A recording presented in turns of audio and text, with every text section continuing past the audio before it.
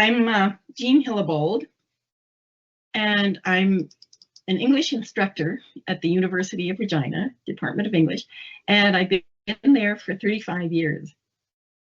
I was lucky to get in when they were transforming the sessional position into something permanent for those who had some experience. So I've been there ever since. And they don't kick us out now at age 65. So I'm older than that. I'm in my 70s and I'm still there. Okay, so my name is Mirta Rivera. I'm on the board of the GLCR, which is the one that operates the Q Club.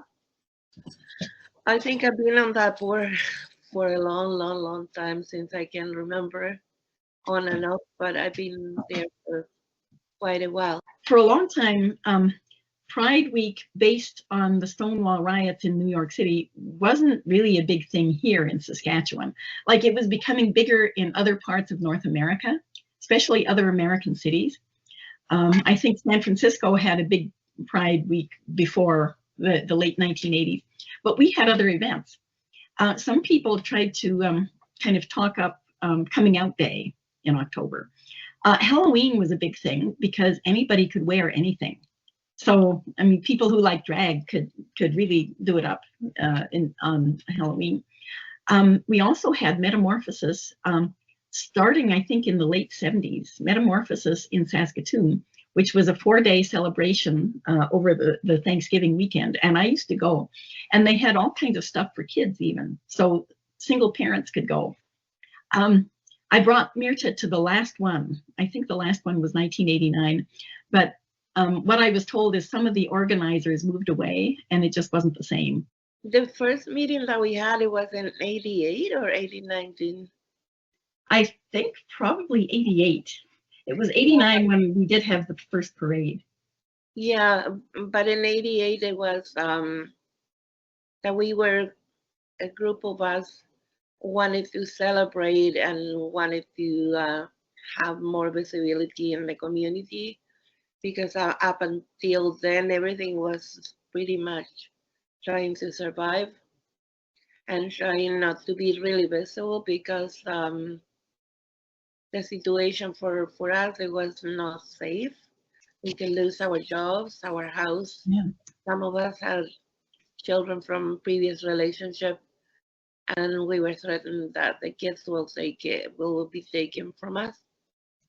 So this group wanted our rights to be like the other people in the community. And I think the first event was the parade, I think, wasn't it? Yeah, we had the parade. That was in early or late May. I think it was late May, early June. Yeah, like that, because the dates were not the same as we have now. Yeah. Yeah, that's the time that we had a workshop and how to be invisible, I call it, because we met in a school and people were making masks and trying to cover their faces. Mm-hmm. We were not included in any protective legislation. Yeah.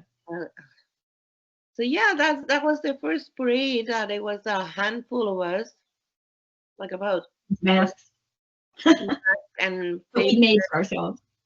Paper bags over the heads, and I was new because I was coming out and whatever, and I thought, okay, so if I'm claiming my rights, why do I need to cover my face? So I didn't put anything on my face, and I marched. We didn't have a permit. No. From the city, and the chief of police denied the permit for the parade too. So we took them to human rights. We sued them and we won. We won. Yeah.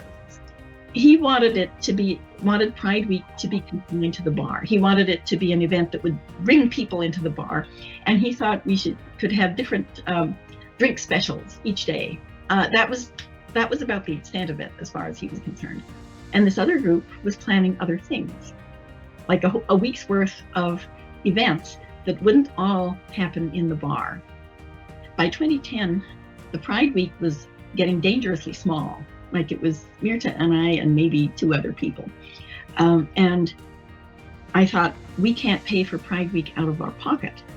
So I spent about a month walking. I found it usually worked better if I was there in person.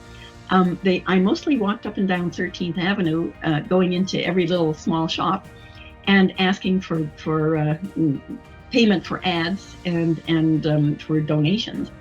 And I managed to raise $1,400, and that was enough.